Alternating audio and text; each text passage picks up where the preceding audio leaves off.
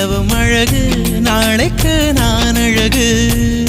ஒன்றை எடுத்தால் ஒன்றை கொடுக்கும் தெய்வத்தின் தீர்ப்பு இது வாழ்க்கை என்ன மளிகை கடையா கொடுத்து எதை வாங்குவது